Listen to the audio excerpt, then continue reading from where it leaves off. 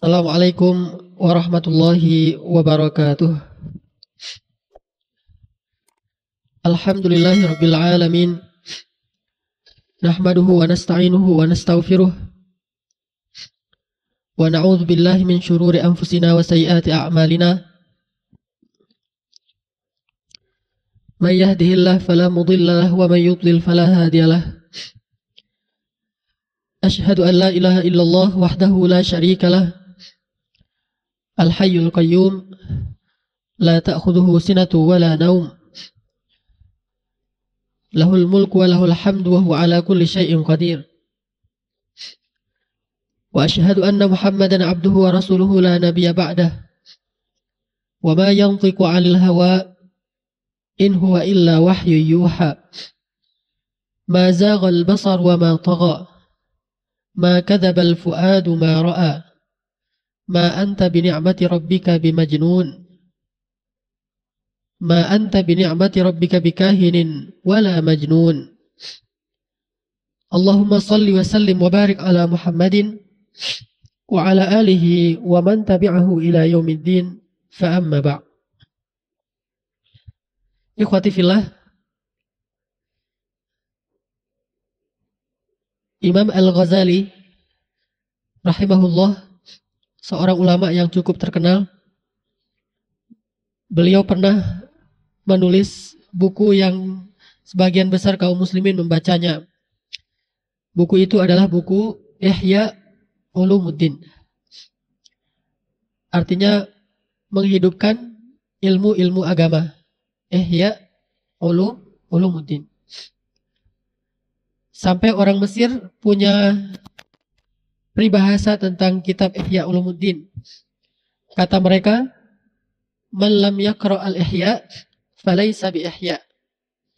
Siapa yang belum pernah membaca kitab Ihya, maka dia tidak ihya. Artinya siapa yang belum pernah membaca kitab Ihya Ulumuddin, dia bukan orang yang hidup. Sampai ini jadi peribahasa di Mesir, saking populernya kitab Ihya Ulumuddin, sampai mereka mengatakan man lam yaqra al-ihya falaysa bi ihya. Siapa yang tidak pernah membaca kitab Ihya, maka dia orang mati. Tidak ihya. Siapa yang pernah baca Ihya? Nggak ada orang hidup. 1, 2, 3. Cuma berempat kita ya yang hidup. Siapa yang belum pernah baca kitab ini, dia tidak disebut orang yang hidup. Bahasa lainnya, kemana aja? Kok udah selama ini kita hidup di bumi, nggak pernah baca kitab Ihya. Memang ada sisi mubalaghah di sini, ada hiperbola sedikit. Seolah-olah kitab Ihya ini jadi kitab suci ya, yang harus dibaca. Tapi itulah orang Arab. Kadang-kadang untuk menekankan sesuatu, pesan, mereka memakai gaya mubalaghah, di hiperbola sedikit supaya orang bersemangat. Walaupun yang paling cocok itu siapa yang tidak pernah baca Quran, maka dia tidak hidup. Terus kalau rumah yang tidak dibacakan di dalamnya Al-Quran, maka dia seperti apa? Kuburan. Hati yang di dalamnya tidak ada Al-Quran, maka hati itu mati. Lebih tepatnya, peribahasa ini untuk Al-Quran memang. Akan tetapi tidak ada salahnya juga sebagai motivasi kita mengiyakan sajalah peribahasa orang Mesir, man lam yaqra al-ihya falaysa bi ihya. Siapa yang tidak baca kitab Ihya, dia bukan orang ihya, artinya orang hidup. Nah, Imam Al-Ghazali ini rahimahullah pernah mengatakan satu kalimat yang cukup penting untuk kita jadikan kata-kata di pembuka buku agenda kita atau di status kita di BlackBerry atau jadi slogan hidup kita, jadi kata-kata hikmah atau quotes. Apa kata Imam Al-Ghazali rahimahullah? Dasarnya ilmu adalah meyakini bahwa akhirat itu lebih baik daripada dunia. Itu dasarnya ilmu. Kita mau beramal apa saja, awal yang harus kita tahu itu bahwa akhirat itu lebih baik daripada dunia.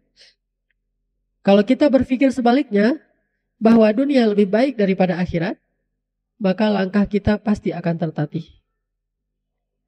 Pasti kita akan menjadi orang yang rakus, pasti kita akan menjadi orang yang kikir. Pasti kita akan menjadi orang yang malas. Malas beramal maksudnya. Pasti kita akan menjadi orang yang pendengki. Dan sekian banyak lagi nanti penyakit-penyakit lain yang akan hinggap di dalam hati kita. Karena kita meyakini sebaliknya bahwa dunia lebih baik daripada akhirat. Padahal dasarnya ilmu bahwa akhirat lebih baik daripada dunia. Itu ilmu paling dasar. Kalau ini aja nggak dapat, bagaimana dia akan dapat ilmu-ilmu yang lain? Bagaimana dia akan semangat menghafal Quran? Kalau dia berpikir bahwa dunia lebih menarik dan lebih baik daripada akhirat. Sementara fadilah-fadilah, janji-janji Allah untuk orang yang menghafal Quran, sebagian besarnya itu untuk akhirat, bukan untuk dunia. Sehingga dia nggak akan semangat menghafal Quran. Kenapa? Yang penting yang bisa saya pakai makan hari ini, yang bisa saya pakai sebagai pakaian hari ini, untuk kendaraan besok, 10 tahun yang akan datang, 20 tahun yang akan datang. Kenapa? Karena dia berpikir dunia ini lebih penting dan lebih indah daripada akhirat. Sehingga dia selalu akan memprioritaskan dunia dalam segala urusan hidupnya. Bagaimana dia akan mau duduk dalam majelis ilmu kalau dia pikir bahwa jalan-jalan itu lebih baik daripada di dalam majelis ini? Bagaimana dia akan sholat jamaah kalau dia pikir bahwa rapatnya itu lebih penting daripada ketemu Allah?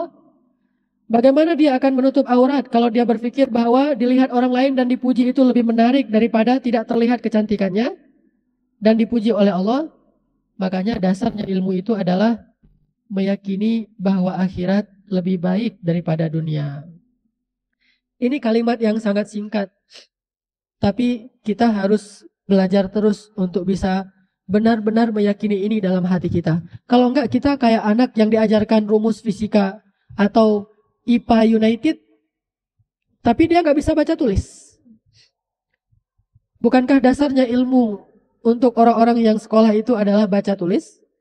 Atau setidaknya hitungan-hitungan sederhana, calistung. Dari TK udah diajarin, 1 tambah 1 itu dari dulu sampai sekarang tetap nggak berubah kan ya? 2. 1 tambah 1, 2. 2 tambah 2, 4. 4 tambah 4, berapa ya Baba? Nah ini anak TK nih. Ya udah nggak apa-apa. Udah 1 kali 1, nggak usah kali-kali dulu deh, kurang. Terus belajar yang dasar-dasar. Baca. Dari dulu sampai sekarang, ini Budi. Ini Wati. Budi pergi ke sekolah. Wati membantu ibu. Ayah pergi ke kantor. Ibu pergi ke pasar. Berarti Wati pergi kemana? Ke pasar. Kan membantu ibu. Berarti Wati pergi ke pasar. Membantu ibu. Dari dulu kan gitu. Dasarnya ilmu kalau urusan dunia itu adalah calistung. Baru nanti dia ngerti geologi. Baru nanti dia ngerti astronomi. Baru nanti dia ngerti psikologi. Baru nanti dia ngerti apa? Analogi. Kalau yang tata kota apa? Planologi. Baru nanti dia ngerti segala macam ilmu-ilmu yang sudah rumit dan luas. Akan dia mengerti kalau dia bisa ilmu dasar, yaitu calistung. Kalau ini nggak bisa, nggak mungkin dia akan bisa mengerti yang lebih rumit darinya. Kalau ini nggak bisa, nggak mungkin dia bisa berjalan di muka bumi. Nggak bisa baca, nggak bisa tulis, nggak bisa berhitung. Coba kalau nggak bisa baca, bagaimana dia akan tahu rambu-rambu lalu lintas? Sementara sekarang, cara orang berinteraksi itu lebih banyak dengan membaca daripada dengan mengingat. Beda dengan orang di zaman dulu. Di zaman dulu, di zaman Nabi dan para sahabat, banyak mentransformasikan atau mentransfer informasi itu bukan lewat baca tulis, surat dikirim. Itu nggak terlalu populer, walaupun ada. Yang paling populer itu dengan mendengar lalu hafal kan ya? Atau mengalami lalu dihafal. Mirip dengan cara berinteraksinya hewan. Hewan kan gitu, saking kuatnya hafalan hewan itu kan dia berinteraksi dengan hafalan. Gajah melewati satu tempat, itu dia hafal. Setelah sekian tahun nanti dia balik lagi ke tempat yang semula. Cuma tempat yang dia lewati dulu, sekarang udah jadi perkampungan penduduk. Kita nuduh gajah, gajah masuk ke kampung. Bukan gajah masuk kampung, manusia masuk kampung gajah. Itu kan kalau kita baca di tentang kepala gajah. Gajah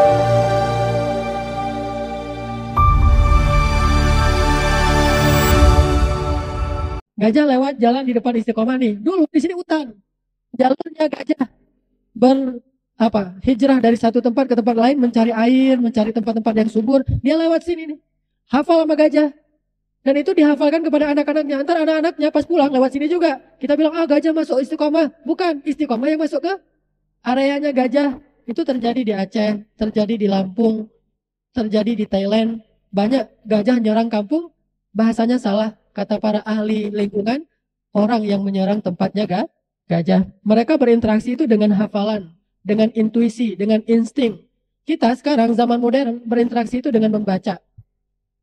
Di zaman Nabi dan sahabat berinteraksi itu dengan hafalan. Setelah mereka tahu, mereka hafal dan susah lupanya. Kalau sekarang susah mengandalkan hafalan. Makanya ilmu dasar kita sekarang itu adalah calistu, membaca, menulis, berhitung. Kalau nggak bisa baca, susah hidupnya.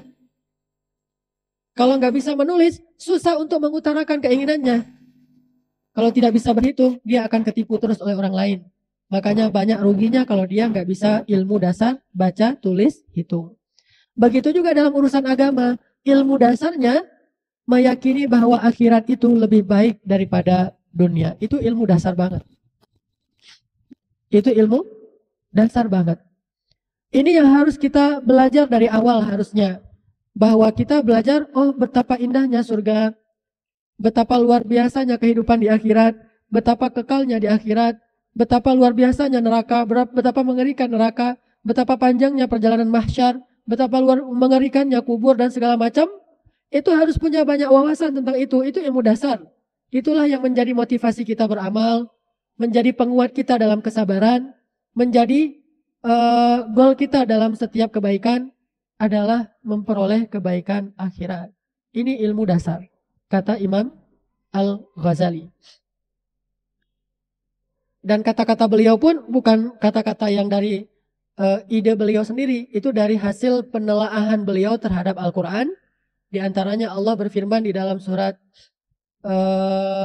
Al-A'la, wal akhiratu khairun wa abqa. Dan akhirat itu lebih baik daripada dunia dan lebih kekal. Di dalam surat Al-Duha, walal akhiratu khairul laka minal ula. Akhirat itu lebih baik bagimu daripada dunia.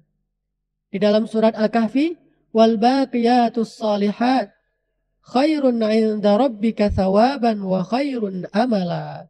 Dan yang kekal itu maksudnya surga lebih baik di sisi Rabbmu dan lebih layak untuk menjadi cita-cita. Dan di surat-surat yang lain itu banyak sekali. Al-Qiyamah, surat Al-Ma'arij, surat Qaf, surat-surat yang cukup banyak.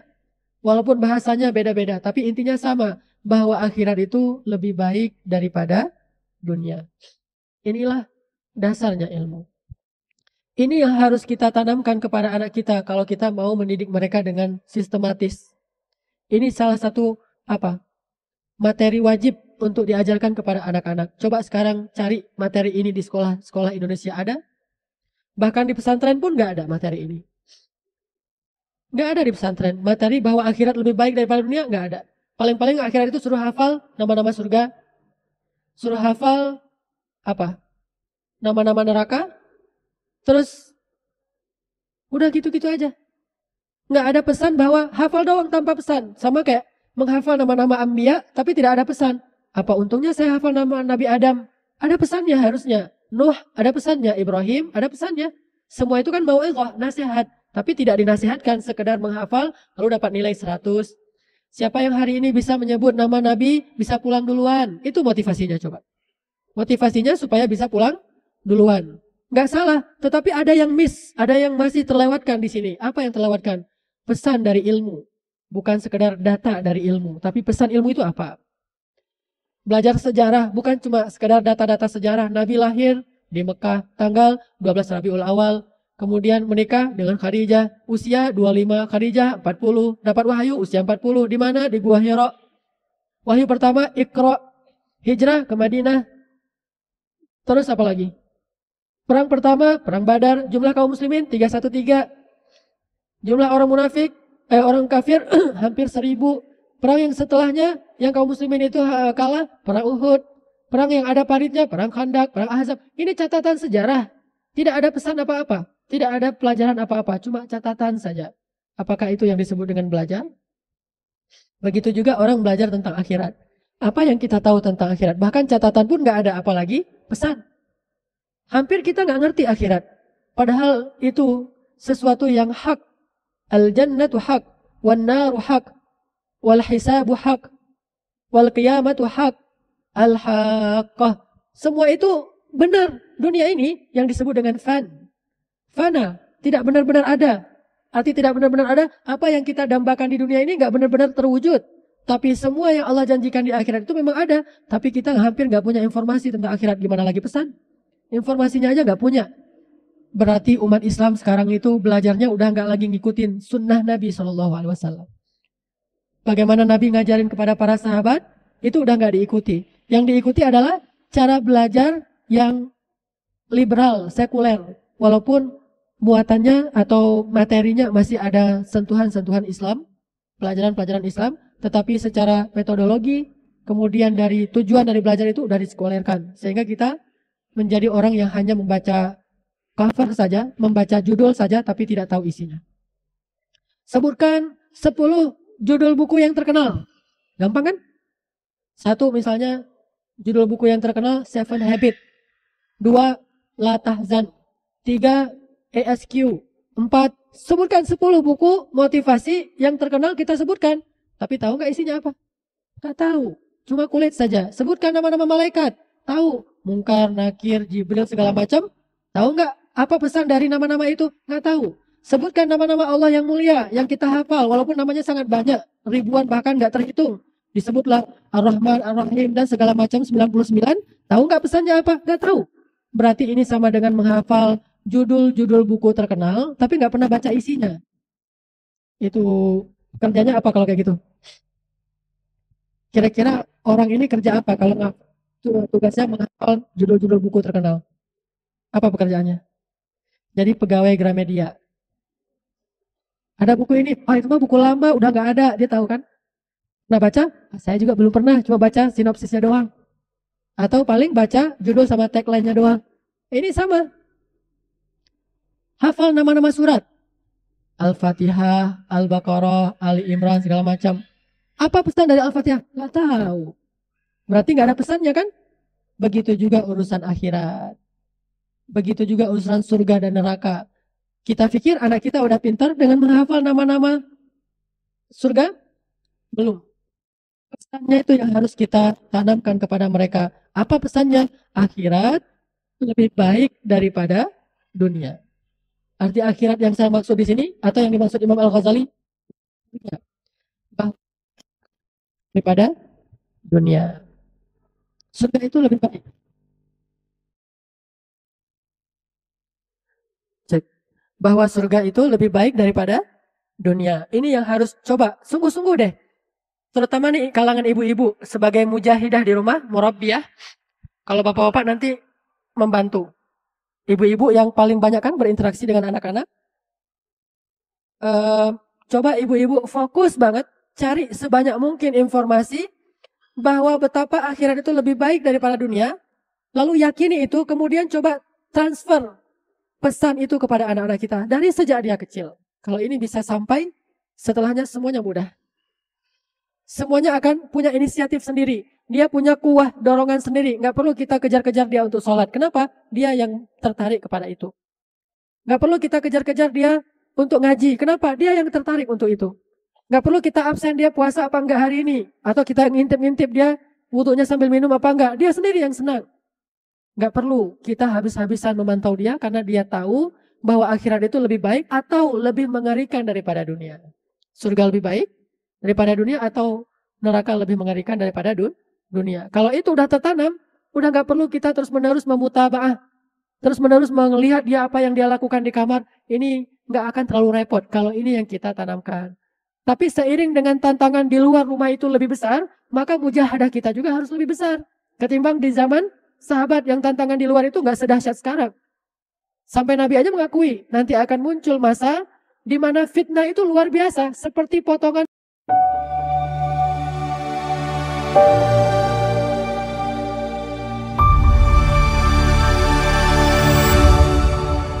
Potongan malam yang gelap, kan gitu kan?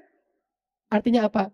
Ini nggak pernah terjadi di masa sebelumnya, saking parahnya fitnah di akhir zaman. Di zaman kita, fitnah media, fitnah pergaulan, fitnah hiburan, segala macam itu fitnah. Arti fitnah kan ujian ya, kesesatan dan segala macam, dosa, maksiat.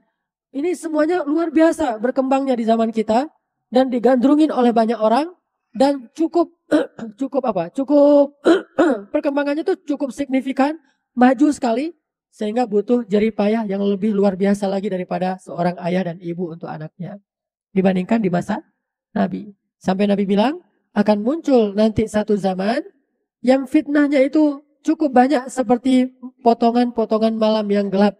Seseorang paginya beriman, malamnya kufur. Malamnya beriman, paginya kufur. Bisa jadi rezeki yang paling halal pada saat itu adalah seseorang yang menggembalakan ternaknya di puncak gunung. Kan gitu kan? Saking susahnya mencari rezeki yang halal bagi laki-laki. Perempuan-perempuan yang di zaman itu kasiat, ariyat, ma'ilat, mumilat. Dia menutup aurat, tapi seperti tidak pakai apa-apa. Dia suka memancing dan dia senang kalau orang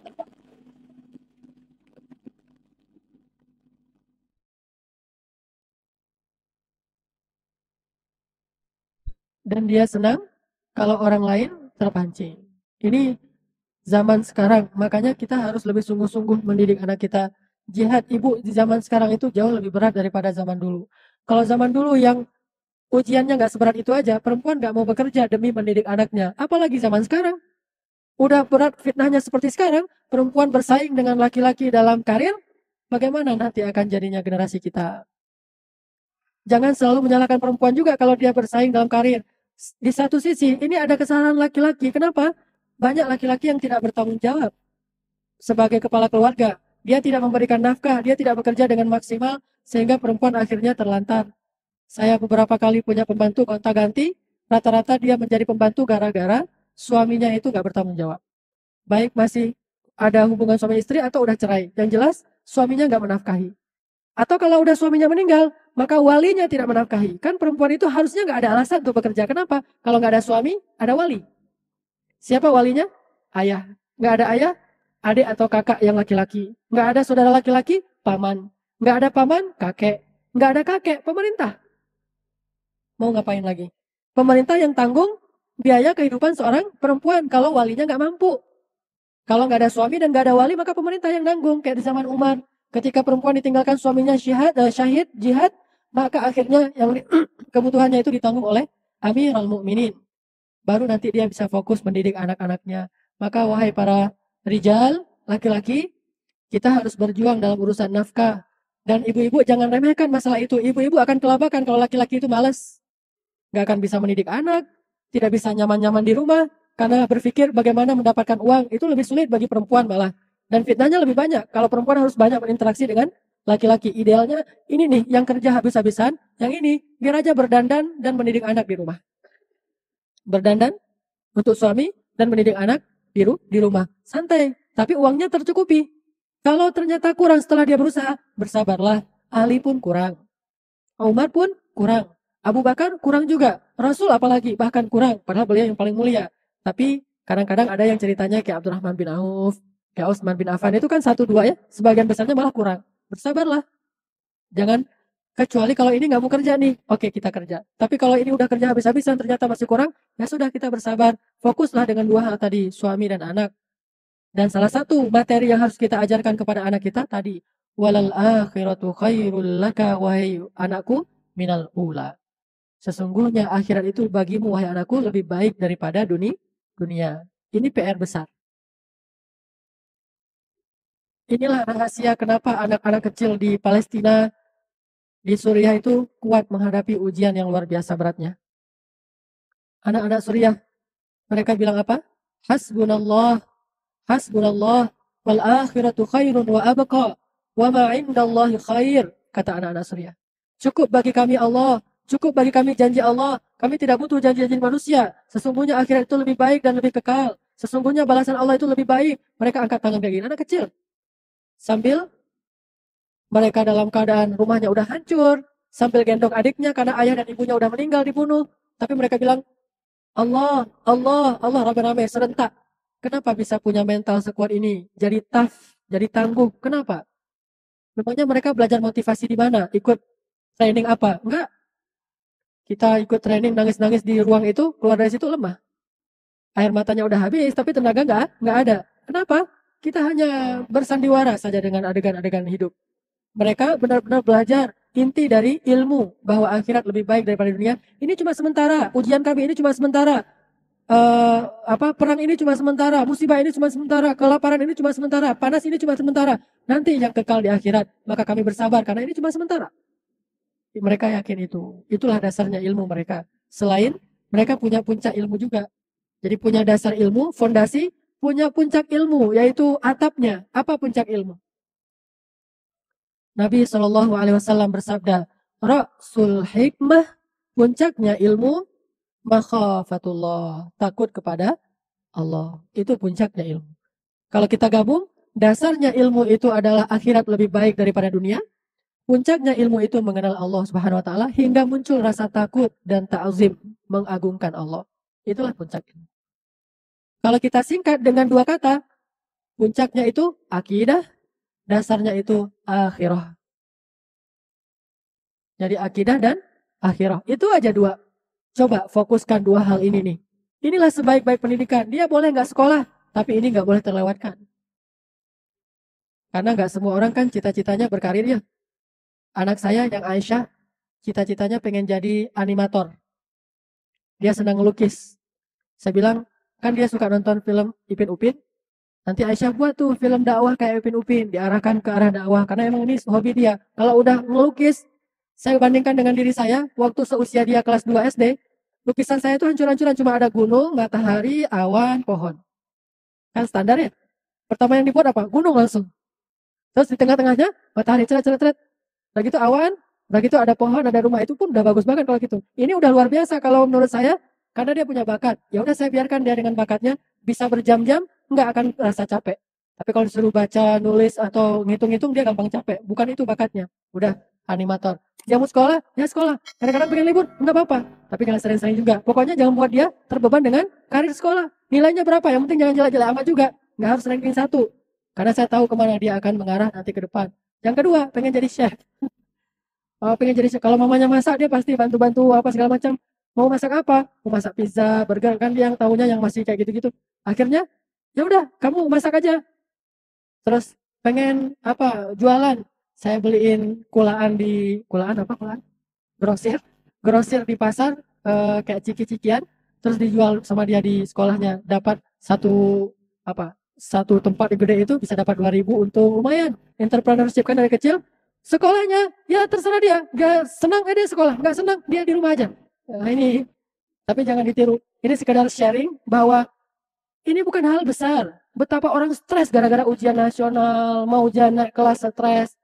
Terus ini stres, semuanya stres. Bahkan saya kenal seorang psikolog plus dokter mengatakan ketika ujian nasional 2 tahun yang lalu, banyak anak SD itu satu kelas, semuanya lebih dari setengahnya masuk rumah sakit. Kenapa? Karena stres tinggi, sampai mual-mual, muntah-muntah. Bahkan beberapa orang diopname. Kenapa harus gitu-gitu amat? Emangnya kalau nggak naik kelas itu dunia ini jadi kiamat? Ya tapi jangan nggak naik kelas juga, naik. Cuma kalau nggak naik, apakah dunia ini jadi kiamat? Ya enggak kan? Betapa banyak orang yang nggak naik kelas kemudian jadi orang sukses? Balik lagi, ilmu dasar itu bukan itu. Kita udah salah sangka selama ini. Karena kita menganggap dunia lebih baik, sehingga habis-habisan untuk dunia, stres gara-gara dunia. Coba ketika musim ujian nasional, gimana stresnya bangsa ini?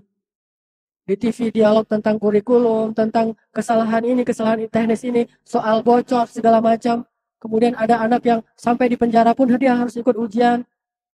Padahal ilmu nomor satu bagi dia itu bukan ujian nasional. Ilmu nomor satu bagi dia itu adalah takut pada Allah dan belajar akhlak. Supaya dia nggak masuk penjara. Supaya dia nggak berbuat kriminal. Supaya dia nggak kena narkoba. Tapi dia pakai ujian matematika, fisika, segala macam. Dia bingung lihat ini semua. Ini benda apa ini semuanya. Yang dia tahu selama ini narkoba.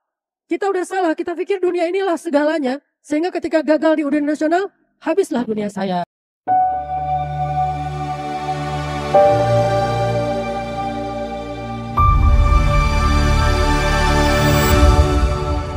Dari mana cerita kayak gitu? Emang semua orang yang nilainya bagus akan sukses? Belum tentu juga. Walaupun nilai yang bagus itu insya Allah sukses. Tapi nggak menjamin yang nilainya bagus itu bakalan sukses. Nggak menjamin. Tapi yang memiliki karakter yang kuat, itulah yang sukses. Nilainya bagus dan berkarakter, atau nilainya belum bagus tapi dia berkarakter. Dia jelas fokus punya satu yang dia inginkan, itu biasa sukses. Cuma kita, itulah karena dunia sudah ada di hadapan kita udah jatuh cinta sama dia, sehingga kita terpengaruh bahagia dan susah kita oleh dia. Coba, misalnya nih, ada namanya Budi sama Wati misalnya. Tapi bukan adik kakak, nggak saling kenal. Cie gitu ya. Budi dan Wati nggak saling kenal. Pernahkah ketika Budi dan Wati itu nggak saling kenal, Budi terpengaruh bahagia dan susahnya oleh si Wati? Nggak, biasa aja tuh. Si Watinya menjauh biasa aja, si Watinya keluar kota biasa aja, si Watinya sakit nggak masuk sekolah biasa aja. Orang si Budi nggak kenal, nggak ada perasaan cinta, nggak ada perasaan apa. Tapi pas udah kenal, kemudian jatuh cinta, maka hidupnya itu sangat tergantung kepada sosok perempuan ini. Perempuan ini bete, dia ikut bete. Perempuan ini berpaling muka, dia apa? Dia sedih, muncul lagu berpaling muka gitu-gitu kan. Kenapa? Dia terpengaruh rasanya oleh si perempuan. Kalau perempuan ini nanti bilang, lo gue, maka dia akhirnya nabrak diri ke truk. Kan? Berita terakhir, entah di mana tuh, pokoknya daerah Jawa Timur apa Jawa Tengah, karena putus cinta, akhirnya dia balap motor sendiri, pas melihat truk, dia tabrakin dirinya ke truk yang lagi berhenti, sehingga dibawa rumah sakit. Nggak mati pula, kan rugi. Kenapa pengen dilihat oleh orang yang dia cintai? Betapa aku nggak bisa hidup tanpa kamu. Coba lihat betapa lemahnya dia gara-gara jatuh cinta kepada perempuan ini. Nggak salah kalau dalam urusan suami istri. Tapi maksud saya ini analogi untuk dunia. Seringkali ketika kita udah jatuh cinta kepada dunia yang fana ini, yang tidak mungkin memuaskan hawa nafsu kita akan merasa senang dan bahagia itu tergantung kepada kondisi dunia kita. Itulah yang salah, yang paling besar. Saya sering bilang, jangan hitung duit pakai hati. Hitunglah duit pakai jari. Apa bedanya menghitung duit dengan hati dan dengan jari? Kalau hitung duit pakai jari gimana? Masih banyak? Ini lagi kan? Biasa aja. Wajahnya nggak akan tersenyum sampai, gimana gitu. Hatinya nggak akan berbunga-bunga. Biasa aja tuh. Cuma jarinya aja ngitung. 1, 2, 3, 100 juta. Itu berarti ngitungnya pakai jari. Terus ngitung lagi. 100 ribu. Biasa aja juga. Kenapa ngitung 100 ribu kok lama banget? Uang seribuan. Makanya lama kan ya? 100 biji. Taruh di situ. Biasa juga. Sekali dia dapat 100 juta, dia biasa aja. Dapat 100 ribu, dia biasa aja. Ini yang bermain, bukan ini. Itu berarti dia tidak jatuh cinta pada dunia. Tapi orang muslim nggak boleh bilang dunia itu lepasin aja. Enggak. Bukan itu maksudnya. Jangan masukkan dunia ke dalam hati. Biarkan dunia itu ada di dalam genggaman kita, tapi jangan sekali-kali dia masuk ke dalam hati kita. Itu bahaya banget. Itulah awal dari masalah kita. Makanya kata Nabi, penyakit akhir zaman itu wahan. Apa wahan? Salah satunya hubbud dunia. Bukan memiliki dunia, hubbud dunia. Itu beda banget. Kalau memiliki dunia tapi tidak cinta, itu boleh. Siapa yang memiliki dunia tapi dia nggak cinta sama dunia? Nabi Ayub punya dunia yang sangat banyak kan dulu. Sampai hujannya aja apa? Hujan emas dan hujan dinar. Terus siapa di antara sahabat yang punya dunia? Abdurrahman, Utsman. Ini punya dunia. Tapi apakah mereka cinta dunia? Nggak sama sekali, biasa aja tuh. Dia nggak merasa sombong dengan kekayaannya, tidak merasa berbangga diri dengan kekayaannya, tidak merendahkan orang lain yang lebih miskin dari dia, biasa-biasa aja. Nggak pengen dipuji, saya memperlihatkan kekayaan saya naik kendaraan ini, saya pakai jam yang berharga sekian. Itu nggak banget, nggak pamer sama sekali. Kenapa? Dunia itu nggak masuk ke hatinya sama sekali, tapi ada dalam genggamannya. Kenapa? Allah takdirkan emang dia kaya. Yang miskin pun nggak akan sengsara gara-gara nggak dapat banyak dunia. Biasa aja juga. Mana ada cerita para sahabat yang demo ke Nabi gara-gara harga korma naik? Nggak ada. Atau yang demo kepada Nabi seperti orang Yahudi. Gimana demonya orang Yahudi kepada Musa? Ya Musa, kami ini lapar sebelum engkau datang atau setelah engkau datang. Jadi nggak ada artinya juga engkau datang. Tetap aja kami lapar. Itu kan sama banget dengan kita. Pemimpin ini kita masih lapar, ganti pemimpin lagi kita masih lapar. Jadi lapar adalah ukuran sukses dan gagalnya seorang pemimpin. Ini ukuran duniawi banget. Coba kalau Muhammad Mursi yang jadi pemimpin di Indonesia, presiden pertama yang hafiz Al-Quran, atau Perdana Menteri pertama yang hafiz Al-Quran siapa? Ismail Haniyeh yang di Palestina. Apakah orang Palestina udah kenyang sekarang? dengan Ismail Haniyah jadi Perdana Menteri, nggak kenyang, biasa aja tuh, tetap aja lapar. Pas Mursi jadi Presiden Mesir, apakah orang Mesir jadi kenyang? Enggak, biasa aja. Bukan itu ukurannya. Ukuran seorang pemimpin yang soleh itu adalah bisa menjamin umat atau masyarakatnya itu selalu berada dekat kepada Allah Subhanahu wa taala. Itu kan pesan Umar ketika dia jadi khalifah. Nabi datang memangnya untuk memberi kekenyangan kepada sahabat-sahabat beliau, justru sahabat beliau sejak jadi muslim malah sering lapar daripada kenyang. Sebelum jadi muslim sering kenyang daripada lapar. Tapi pas sudah masuk Islam malah lebih sering lapar. Bukan di hati. Jadi lapar itu nggak mempengaruhi rasa sedihnya. Kenyang pun tidak mempengaruhi rasa girangnya yang berlebihan. Makanya kata Allah, likaila ta'saw ala ma fatakum, supaya kalian tidak merasa berputus asa dengan yang kalian tidak dapatkan, wala tafrahu ala ma atakum, dan supaya kalian tidak lupa diri dan girang banget dengan apa yang Allah berikan pada kalian. Flat ajalah plain urusan dunia di hati kita. Kita boleh menggenggam uang sebanyak-banyaknya, asal kita di hati tidak mencintainya. Kalau kita udah mencintainya, kita bukan hanya akan menggenggam, kita akan memeluknya dan tidak mau melepaskannya lagi. Dan itu kikir. Tapi kalau hati tidak mencintainya, hanya menggenggam saja, maka Allah minta, dia kasih aja, biasa aja tuh. Hilang, bukan diminta oleh Allah dengan cara yang dia sukarela. Allah ambil dengan cara terpaksa. Dia nggak sukarela, tapi Allah ambil. Rugi, atau bangkrut, atau ditipu orang, dia juga nggak buat dia stres, biasa-biasa aja. Ketika dia dapat banyak, nggak membuat dia lupa diri sombong. Ketika dia tidak dapat apa-apa, nggak membuat dia putus asa dan terpukul. Biasa aja. Ini namanya menghitung uang dengan jari, bukan dengan hati. Itu yang saya maksud dengan jangan mencintai dunia, bukan jangan memiliki dunia. Nggak ada kalimat jangan memiliki dunia. Bahkan Allah sendiri mengatakan dunia itu khair. Wa innahu lihubbil khair lasyadid. Sesungguhnya dia terhadap kebaikan itu sangat mencintainya. Allah menyebut kebaikan. Kata semua ulama tafsir, khair di ayat itu artinya ad-dunya. Al-mal wal banun. Harta dan anak, itulah khair. Kadang-kadang kalau nggak khair, zinah, perhiasan. Kebaikan, perhiasan, senda gurau, permainan, apalagi. Terus ujian. Terus musuh, kan ya? Macam-macam kan sebutan tentang dunia. Dia ada kebaikannya tapi bisa jadi musuh besar juga. Nah itu ditempatkan di luar hati kita. Di dalam hati jangan sampai masuk. Ini nggak bisa sekedar mendengar 1 kali 2 kali ceramah. Ini harus jadi bahan renungan kita. Untuk terus kita dalam tanda petik bermeditasi dengan materi ini. Coba kita renungkan materi ini. Saya nggak boleh cinta dunia. Saya nggak boleh cinta dunia. Saya nggak boleh cinta dunia.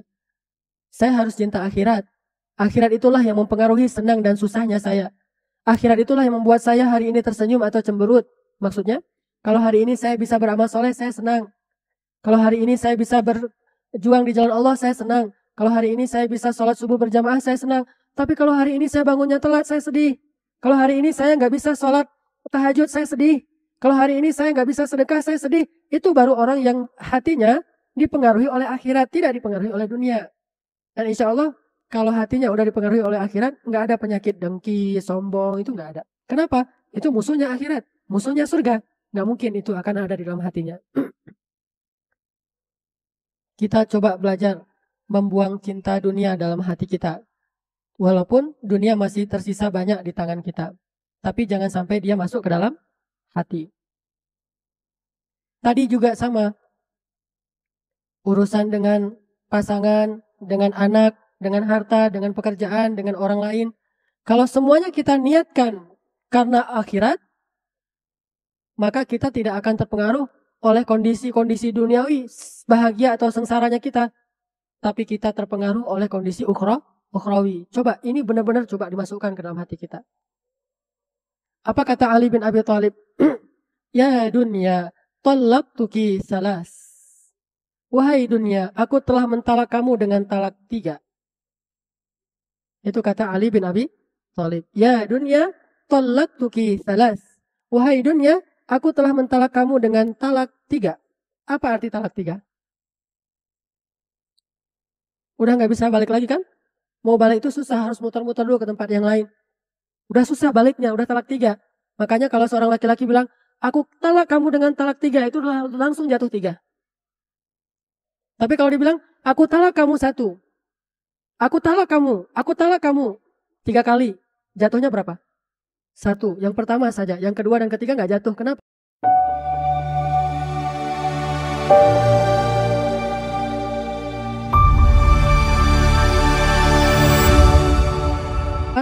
Karena tidak bisa mentalak dalam situasi sedang iddah.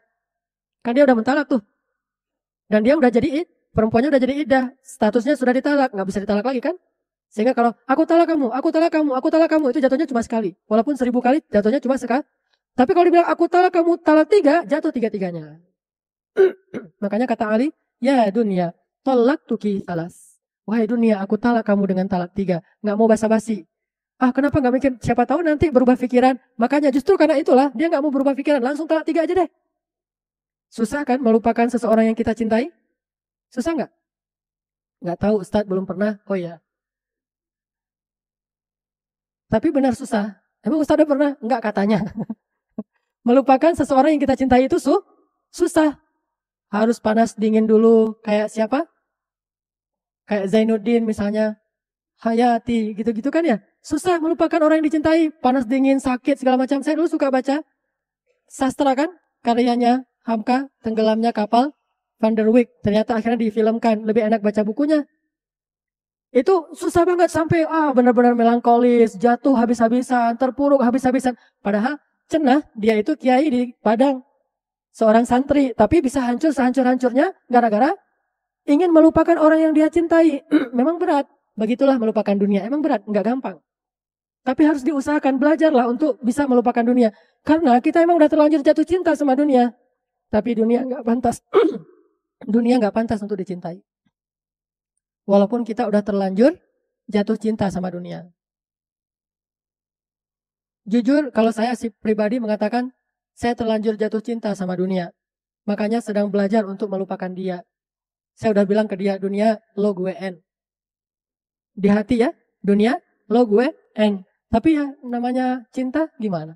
Teringat lagi, gitu kan ya? Analogi orang yang putus cinta kan gitu. Walaupun dia udah sebel banget, gak mau ketemu, tapi teringat lagi. Apalagi kalau dikenang dengan beberapa peninggalan sejarah, itu kan akan teringat lagi tuh. Apa peninggalan sejarahnya? Surat-surat, foto-foto, hadiah-hadiah ulang tahun segala macam, itu kan peninggalan sejarah. Itu kalau masih tersisa, teringat lagi tuh. Sama kayak gini nih, kita pengen melupakan si Neng yang namanya dunia.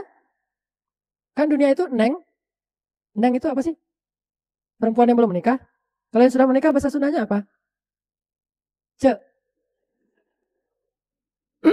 Kata Nabi, nanti di akhirat, di padang mahsyar, akan datang kepada manusia seorang perempuan tua yang jelek. Perempuan tua, jelek, bau, gak ada daya tariknya sama sekali. Dia mendatangi setiap orang. Kata orang yang dia datangi, ilaiki anni, jauh-jauh jangan deketin saya. Dia datangi lagi orang lain, ilaiki anni, jauh-jauh dari saya. Terus mereka semua bertanya, ya Rabbi, siapa perempuan tua yang jelek ini? Kata Allah, hiyad dunya, dialah dunia. Dialah yang kalian kejar-kejar selama hidup. Dialah yang membuat kalian memutuskan silaturahim, membuat kalian saling menzalimi, membuat kalian melupakan aku, membuat kalian bermaksiat kepada aku. Dia. Sekarang saya, kata Allah di surat Maryam, asmi' bihim wa absir yauma ya'tunana. Pada hari mereka datang kepada kami, penglihatan mereka jelas. Sehingga mereka bisa melihat kesejatian sesuatu. Bagaimana dunia, itulah dunia yang sejatinya. Cuma sekarang kita penglihatannya kabur. Ghamam, oleh apa? Oleh hawa nafsu.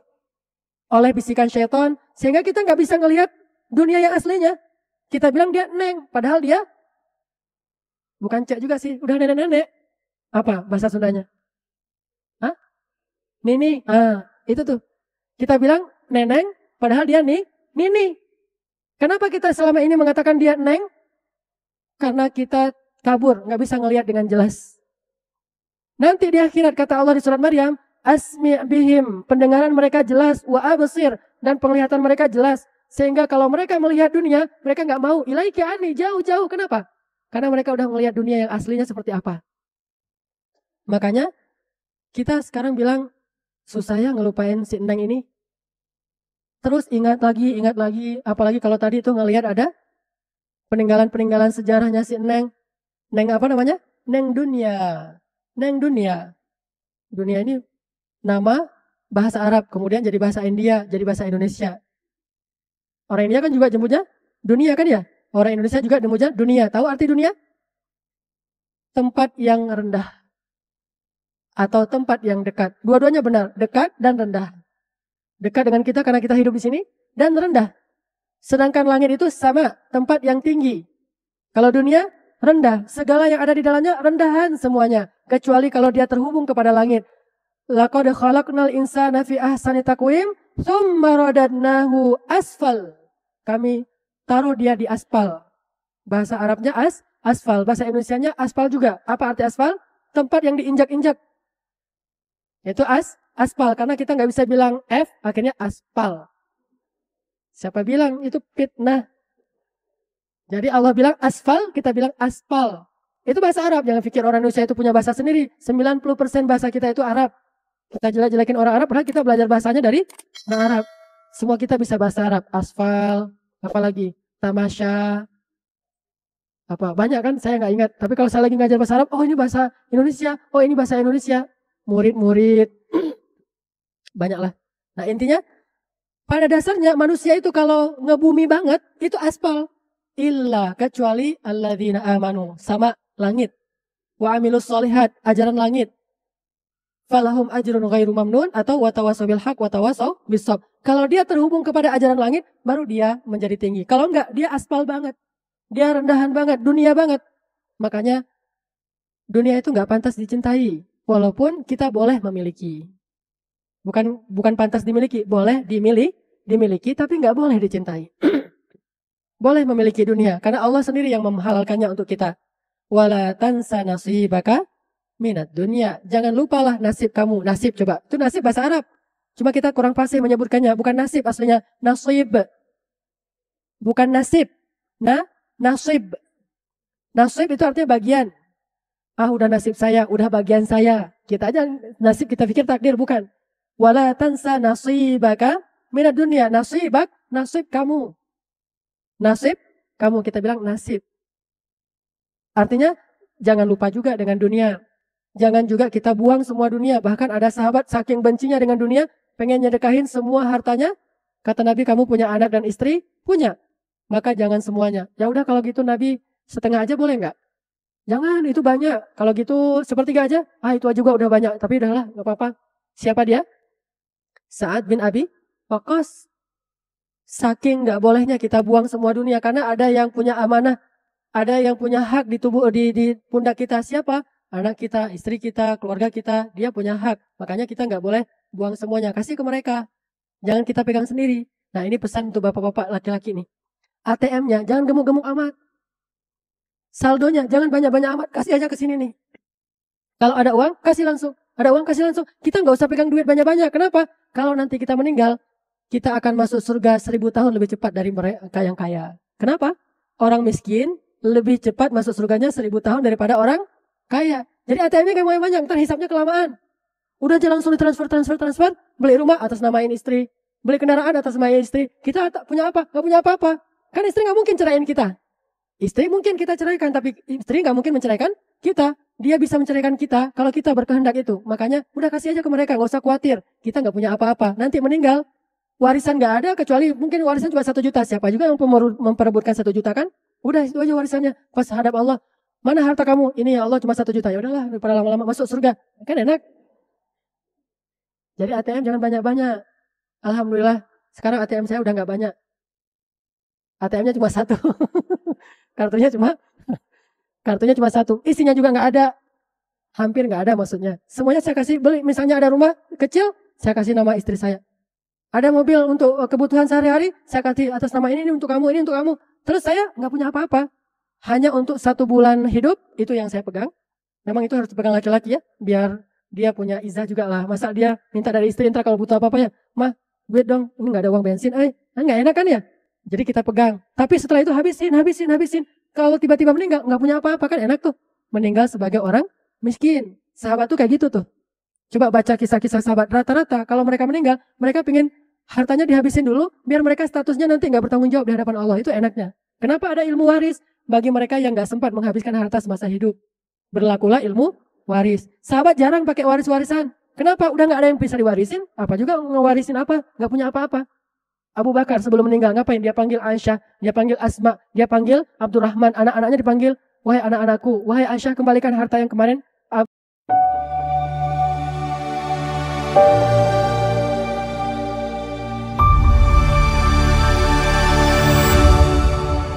Bapak titipkan ke kamu, terus bagi rata segala macam, dan ambil semuanya. Bapak sekarang udah gak punya apa-apa, selain sehelai kain ini, dan kain kafan yang memang udah jelek, itu aja yang dimiliki. Coba kan, meninggalnya berstatus orang miskin. Sebaik-baik orang meninggal itu berstatus orang miskin, jangan berstatus orang kaya. Ini meninggal statusnya orang kaya. Kuburannya aja 1 miliar di San Diego Hill. Santiago. Nah, San Diego. Meninggalnya aja statusnya orang kaya. Dibawanya lewat tol, keluar tol langsung masuk ke pemakaman.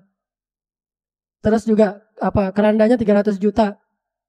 Pakai jas, pakai dasi, terus pakai sepatu, pakai HP, tiba-tiba berbunyi, ada yang nelpon, diangkat sama yang ngurus, dia udah meninggal. Masukin lagi kan? Ini berstatus kayak gini nggak enak, meninggalnya lama nanti hisapnya. Makanya kata Nabi, orang miskin lebih duluan masuk surga daripada orang kaya. Kalau mindset kita tadi akhirat lebih baik, kita nggak mau jadi orang kaya. Terus kekayaan kita kemana? Kasih aja kepada yang membutuhkan. Siapa yang membutuhkan? Istri dan anak-anak. Selain nanti kasih ke fakir miskin, anak yatim kan ya. Tapi yang paling berhak di antara semua itu kan nomor satunya keluarga kita dulu kan. Zawil kurba, dzi makrobah. Istri dan anak-anak mereka membutuhkan. Kita mah nggak butuh-butuh amat lah, laki-laki. Makan di mana aja bisa.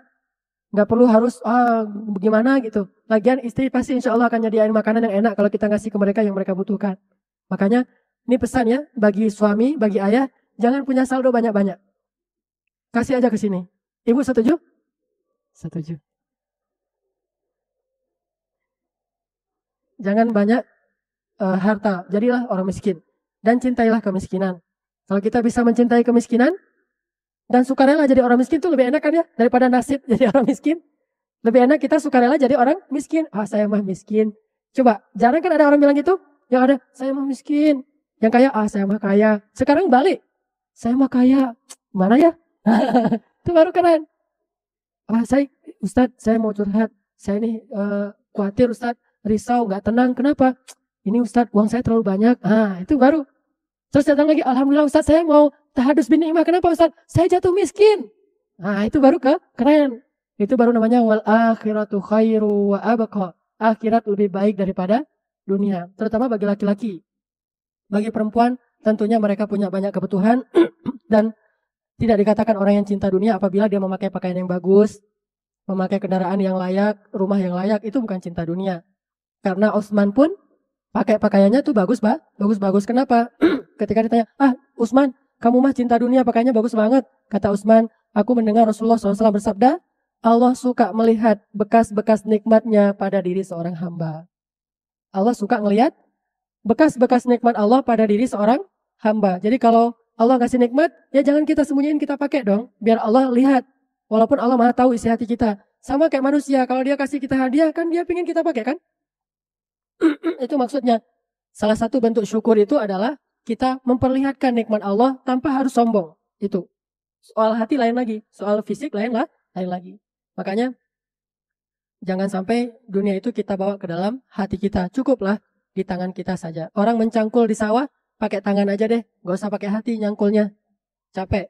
Makanya makan juga gitu. Makan itu pakai mulut. Jangan makan hati. Kan gak enak. Jangan libatkan hati dalam urusan dunia. Benar. Ini maksudnya spesifik, nggak umum ya, karena ada urusan yang memang pakai hati. Jangan libatkan hati dalam urusan dunia. Libatkan saja logika kita, libatkan tangan kaki kita, mulut mata kita, perut kita.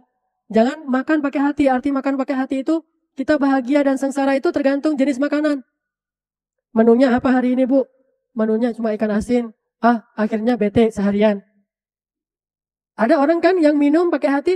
Saya nggak bisa berpikir, kalau belum minum kopi itu minumnya udah pakai hati. Saya nggak bisa berpikir kalau belum ngerokok. Itu berarti menghisap dengan hati. Kalau gitu Ustaz, ngisap pakai mulut aja ya Ustaz. Nggak usah pakai hati ya, nggak usah dihisap lah kalau itu mah. Minum kopi, kata Imam Hasan al-Banna, kopi itu haram hukumnya bagi mereka yang mengatakan saya nggak bisa berpikir tanpa kopi.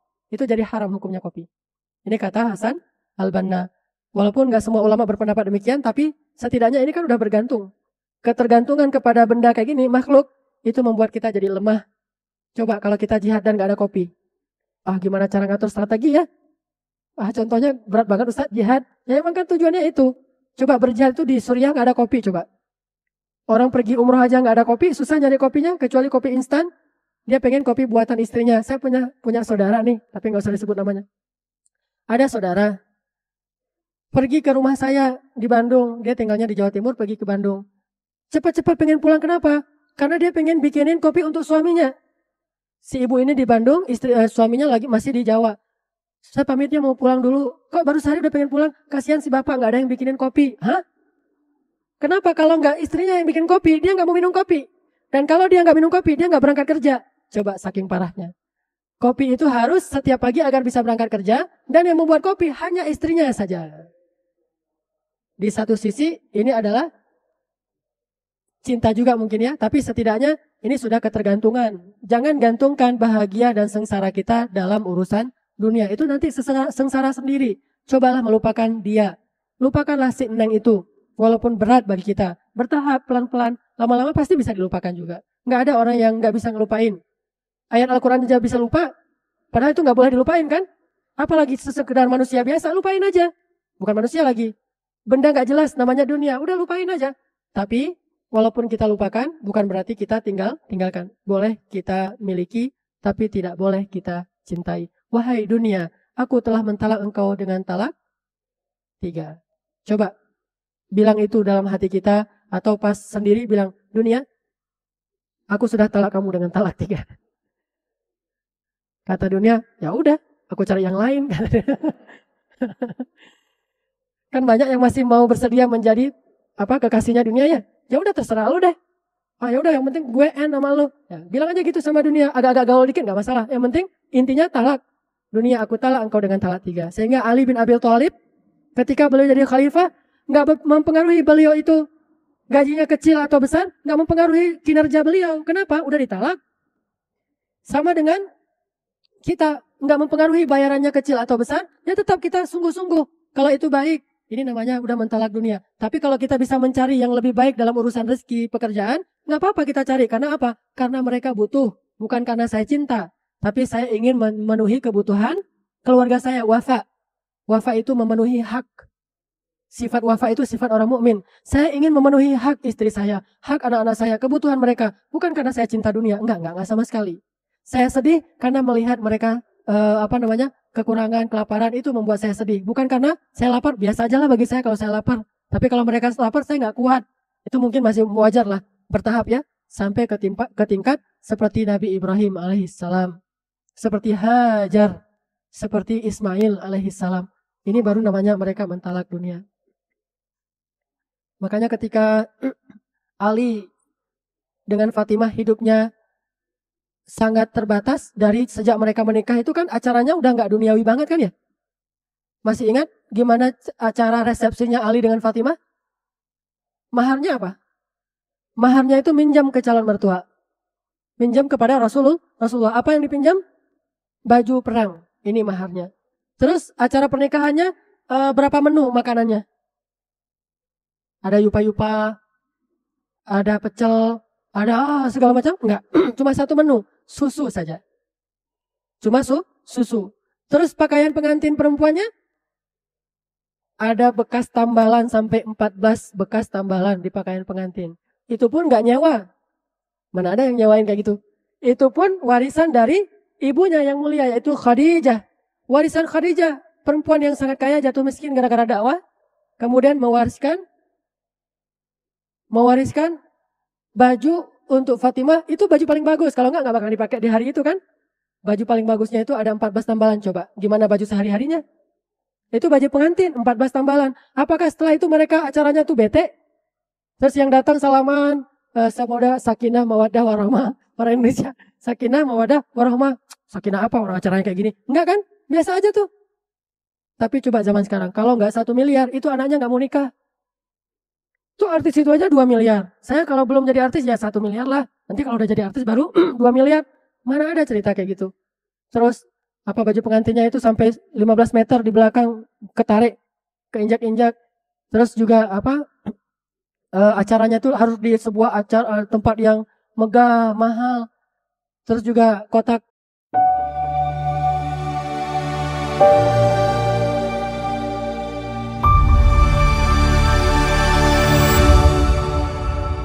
Cancelingnya tuh ada di setiap sudut di mana-mana.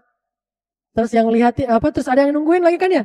Udah kotak cancelingnya itu ditaruh di depan, ditungguin kan. Yang nungguinnya itu 2 orang supaya nggak bisa dikelabui. Diliatin gini. Jadi kita datang kalau nggak masukin itu nggak enak banget.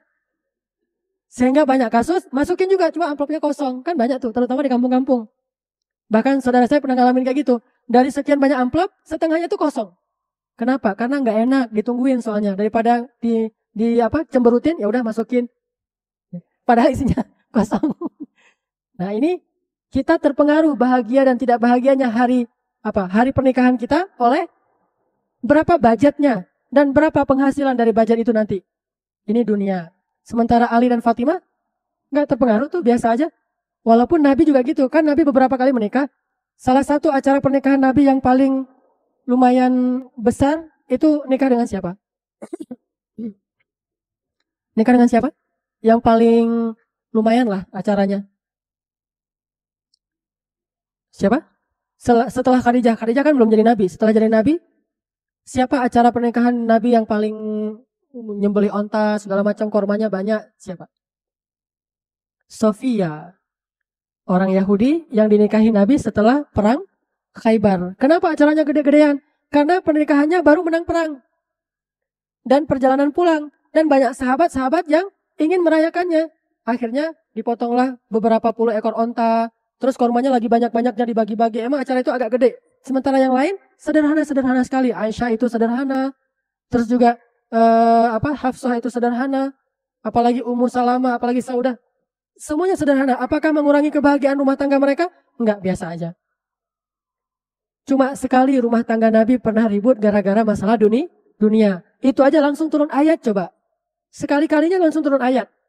Coba kalau kita berkali-kali. Kayaknya udah satu Al-Quran masalah kita doang tuh. Hari ini, besok turun ayat terus menegur kita. Kalau istri Nabi cuma sekali. Langsung turun ayat. Surat apa? Surat Al-Ahzab.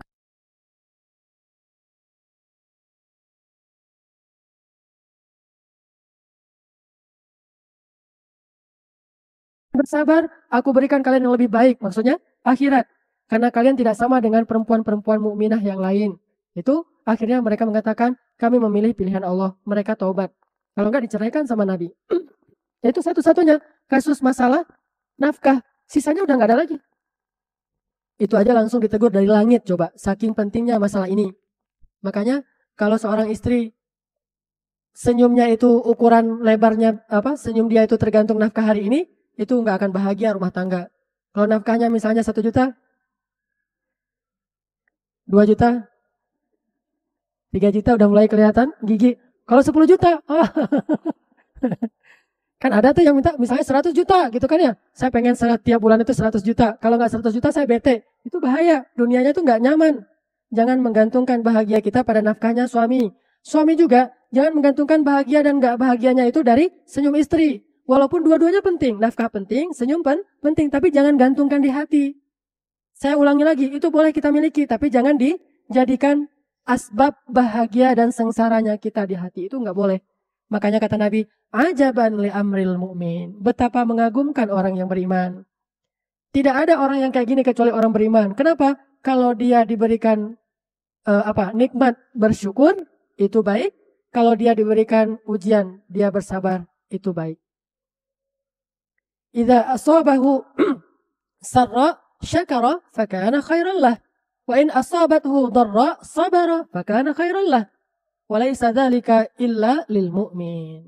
Ini artinya enggak terlalu fluktuatifnya psikologi dia atau kegembiraan dan kesengsaraan dia itu enggak terlalu bergantung kepada kondisi dia. Memang wajar lah menitikkan air mata, sedih itu masih wajar. Cuma jangan sampai ke tingkat putus asa. Ya, la tai asu, jangan sampai putus asa. Jangan sampai kayak tadi tuh, nabrakin diri ke truk yang sedang berhenti. Itu namanya putus asa. Berarti dia sudah melibatkan hati dalam urusan dunia. Kalaupun kita mencintai, cintailah karena Allah. Kalau Allah bilang jangan cintai, ya kita tidak cintai. Kalau Allah bilang suruh benci, ya kita benci. Kalau Allah suruh cintai, kita cintai. Apa ayatnya? Walakinnallaha habbaba ilaikumul iman wa zayyanahu fi qulubikum wa karraha ilaikumul kufra wal fusuqa wal isyan.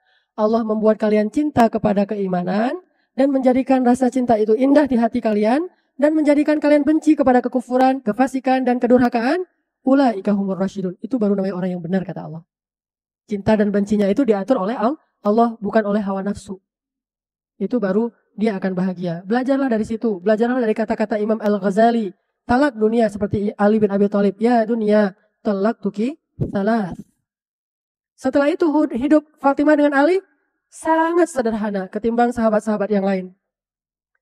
Sesekalinya Fatimah datang ke Nabi minta pembantu, itu bisa kita bayangin orang sesolehah Fatimah sampai minta pembantu, berarti emang udah berat banget. Fatimah sakit-sakitan, anaknya itu banyak, bukan cuma Hasan Husain kan, anaknya banyak, terus rumahnya dia urus sendiri. Ali jarang pulang karena dia ke Yaman kan, Ali jihadnya ke Yaman. Orang yang pertama membawa Islam ke Yaman kan Ali bin Abi Thalib. Dia pergi ke Yaman. Mekah Yaman itu kan jauh banget, bisa berbulan-bulan gak pulang. Sehingga Fatimah gak kuat sendiri ngurus keluarga kayak gini nih, berat. Harus menahan kangen ke suaminya yang tercinta. Terus ngurus Hasan dan Husain, anak laki-laki masih kecil kayak gitu. Sesoleh apapun dia nanti kalau udah besar namanya anak kecil laki-laki, tetap aja laki-laki kan ya. Berat bagi ibunya. Akhirnya dia setelah Ali pulang curhat, aku nggak kuat kayak gini terus, capek banget. Badanku jadi kurus gini segala macam. Ayo udah kita pergi ke rumah Rasulullah, yuk kita minta bantu Rasulullah, minta pembantu. Ternyata Rasulullah nggak bisa ngasih pembantu, dikasih apa? Dikasih zikir. Coba. Udah gak ngasih pembantu, ngasih lagi tambahan zikir. Enggak, justru mereka paham, itulah yang membantu mereka. Bukan pembantu, bukan mesin cuci, bukan alat-alat otomatis di Jepang, tapi zikir. Itu jauh lebih otomatis. Kata Ali, sejak hari itu, aku tidak pernah lagi meninggalkan zikir subhanallah, 33 kali, alhamdulillah, 33 kali, Allahu Akbar, 34 kali sebelum tidur. Beda dikit dengan setelah sholat. Kalau setelah sholat, Allahu Akbar, 33 kali juga, cuma ditutup dengan la ilaha illallah wahdahu la syarikalah lahul mulku wa lahul hamdu wa huwa ala kulli syai'in qadir. Tapi kalau sebelum tidur, Allahu Akbarnya itu 34 kali, beda tipis. Setelah itu, Fatimah jadi lebih kuat, lebih sabar, lebih tangguh. Ternyata kadang Allah membantu kita itu bukan dengan mengangkat masalah kita kan ya. Tapi seringkali Allah kalau sayang sama hambanya, membantu mereka dengan menguatkan hati mereka. Bukan diangkat masalah. Nggak selalu Allah membantu dengan mengangkat masalah, ujuk-ujuk langsung hilang masalah, enggak. Kadang-kadang masalahnya nggak hilang-hilang lama, tapi Allah kuatkan hatinya. Penyakit nggak langsung sembuh seperti Nabi Ayub, butuh 18 tahun baru sembuh. Tapi sepanjang 18 tahun, setiap hari Allah tolong Nabi Ayub. Apa bentuk pertolongannya? Dikuatkan hatinya. Itulah pertolongan yang paling besar. Dan ini lebih istimewa daripada diangkatnya masalah. Kenapa lebih istimewa? Kalau masalah tidak diangkat tapi hatinya dikuatkan, maka setiap hari Allah hapus dosanya, Allah angkat derajatnya, Allah beri dia pahala dalam setiap musibahnya, itu lebih baik. Tapi setelah itu baru Allah angkat masalahnya. Fatimah ditolong oleh Allah bukan dengan dikasih pembantu. Ditolong oleh Nabi bukan dengan dikasih pembantu, bukan dikasih dengan alat-alat rumah tangga yang komplit, tapi ditolong dengan dikuatkan hatinya lewat zikir. Sehingga sejak saat itu Fatimah gak pernah lagi mengeluh. Dia kuat menghadapi ujian rumah tangga. Ini Ali dan Fatimah. Dunia bagi mereka gak terlalu berpengaruh. Mereka gak minder sebagai orang miskin. Bahkan seringkali ada masalah antara Ali dan Fatimah, nggak sampai membuat mereka gimana gitu. Udah kalau ada masalah, Ali keluar dari rumah ngapain? Taruh tanah di atas kepala.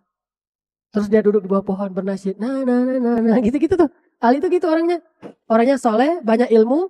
Tapi kalau lagi ada masalah dengan Fatimah, ekspresi Ali itu taruh tanah di atas kepala, terus duduk di dalam masjid atau di bawah pohon sambil bernasyid.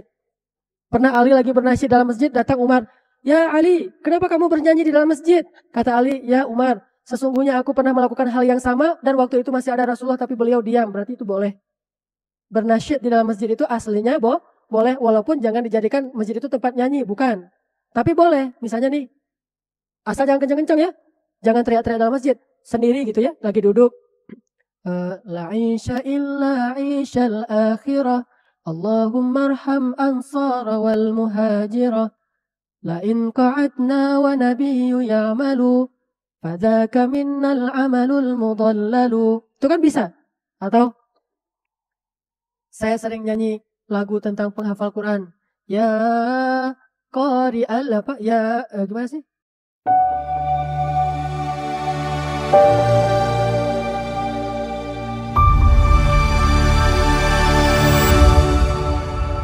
Lupa lagi. Nanti teringat.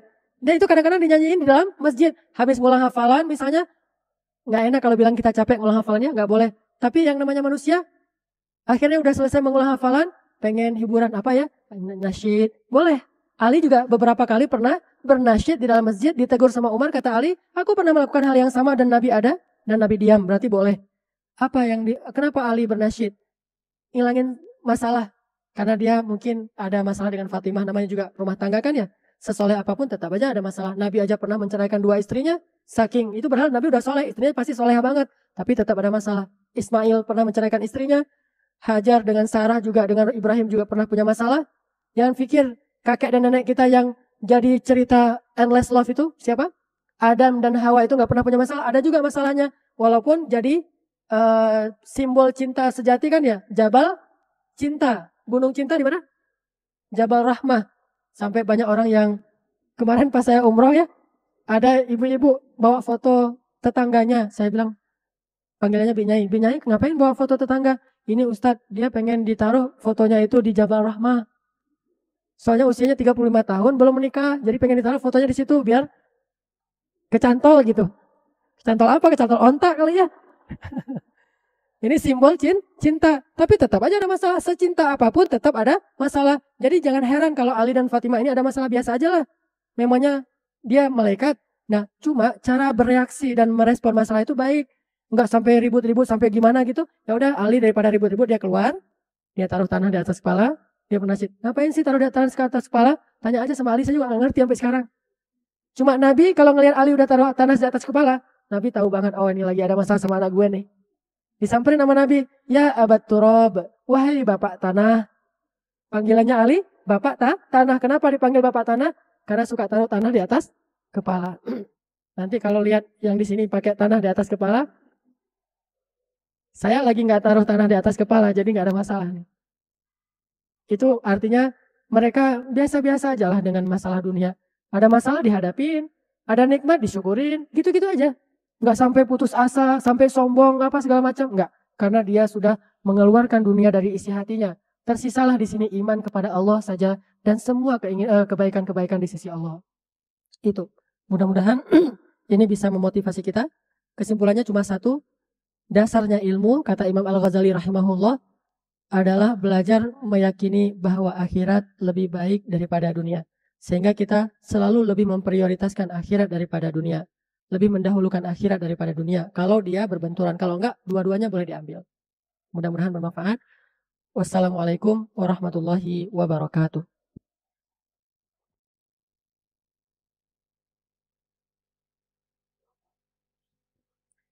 Jazakallahu khairan kepada Ustadz Hanan Ataki. Mungkin ada pertanyaan Ustadz? Ya, untuk laki-laki silakan bertanya.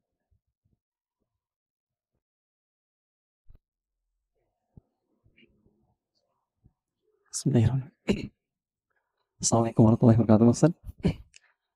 Ya, saya mau bertanya tentang, kan kalau kita istilahnya juhud gitu saja, ada istilah juhud dan waro. Jadi kan kita mengutamakan akhirat ketimbang dunia. Yang saya ingin tanyakan itu dalam konteks isi ayat Al-Quran yang walatan sanasiba kamina dunia itu, ya seperti apa Ustaz, arahannya maksudnya kemana gitu Ustaz itu. Terus jadi kan tadi pernah disebutkan juga apa sih? Ya lebih baik mati atau wafat dalam keadaan miskin gitu Ustaz. Sebabnya kalau di akhir kan miskin lebih cepat penghisabannya gitu kan ya. Nah, tapi kan ada satu, nggak tahu apa ini perkataan yang seperti ini Ustaz, kan kalau misalnya kemiskinan itu lebih dekat pada kekufuran gitu Ustaz. Nah itu Ustaz, jadi bagaimana itu Ustaz? Hatur nuhun Ustaz, jazakumullah khairan.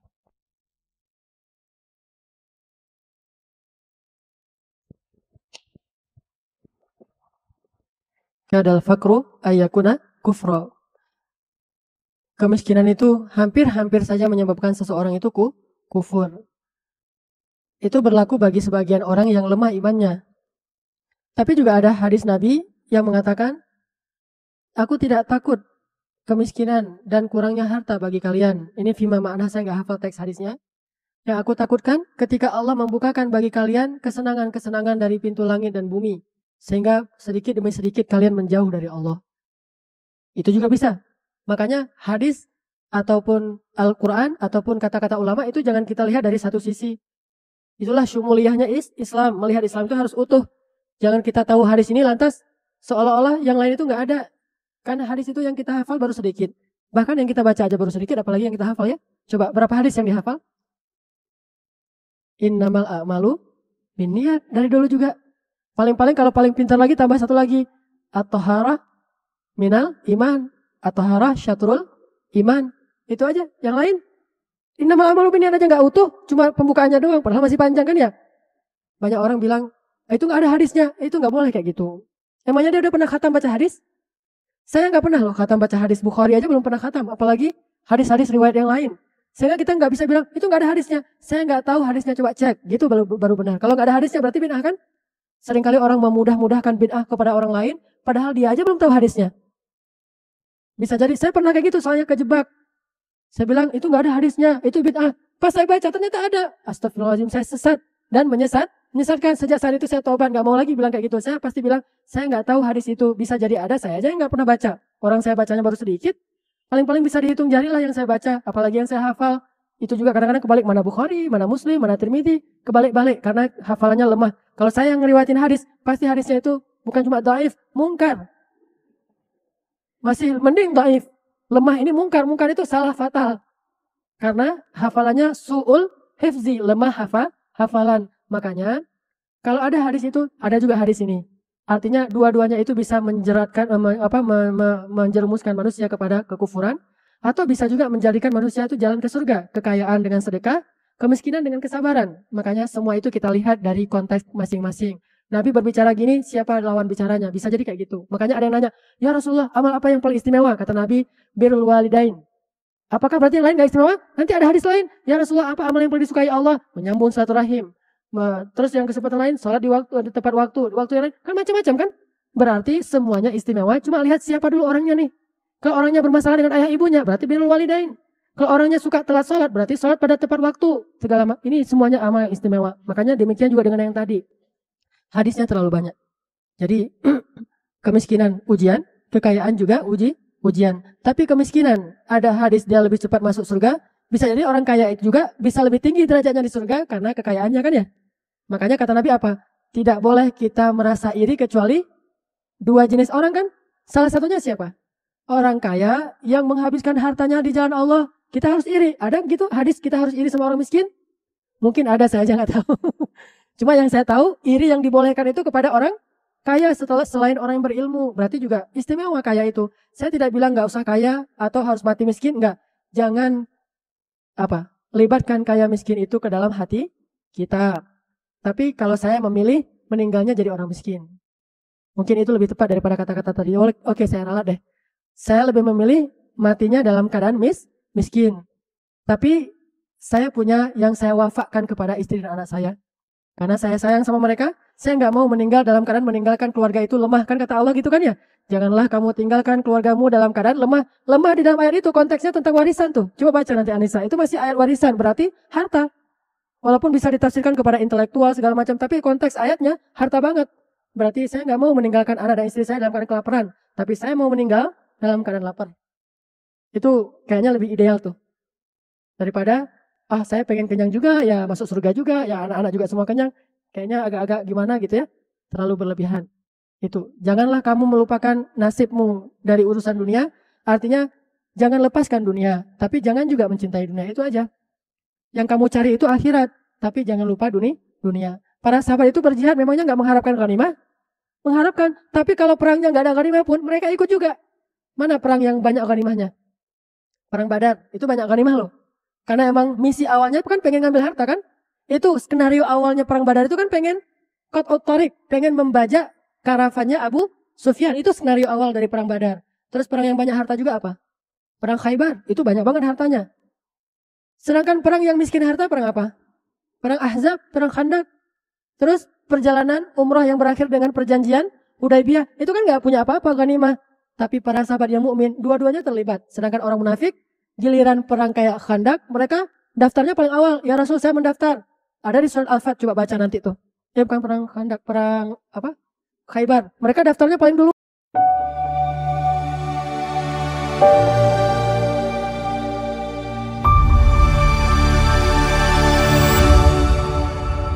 munafik. Giliran diajak umroh yang tidak ada ghanimahnya, mereka bilang, syaghalatna amwaluna wa ahluna fastaghfir lana. Kami terlalu sibuk ya Rasul, nggak bisa ikut, maaf ya. Ada kerjaan ini, anak saya nganten, anak saya khitan, ada segala macam alasannya. Saqaltum alal ard. Ini munafik. Makanya jangan libatkan ini. Sama aja. Jadi kinerjanya kalau dalam pekerjaan sama baiknya ketika dia dibayar besar dengan dibayar kecil. Itu sama baiknya. Walaupun kalau bisa memilih, dia akan memilih pekerjaan yang pastinya menghasilkan lebih besar agar bisa memberi lebih besar. Tapi tidak akan mempengaruhi kinerja dia. Tapi ketika bisa memilih, kenapa tidak memilih yang lebih baik? Allah menyuruh kita memilih yang terbaik.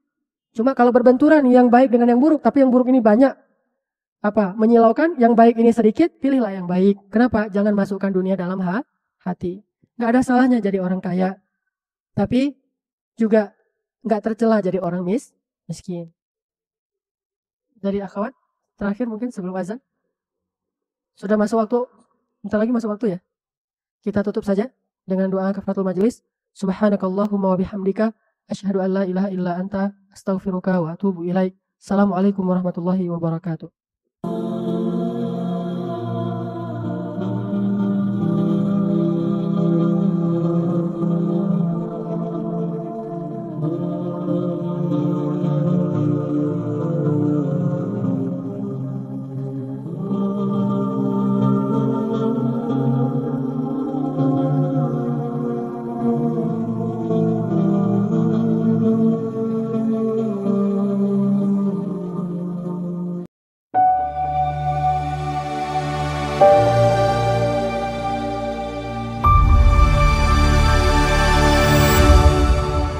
Kesimpulan dari ceramah ini adalah bahwa dasar ilmu dalam Islam adalah meyakini bahwa akhirat lebih baik daripada dunia. Jika kita lebih memprioritaskan dunia daripada akhirat, maka hidup kita akan dipenuhi dengan penyakit hati seperti keserakahan dan malas beribadah. Keyakinan bahwa akhirat lebih kekal dan mulia akan memotivasi kita untuk beramal, beribadah, dan bersabar menghadapi cobaan. Imam Al-Ghazali menekankan bahwa ilmu dasar ini sangat penting untuk ditanamkan, terutama kepada anak-anak agar mereka memahami tujuan hidup yang sebenarnya dan berpegang teguh pada ajaran agama.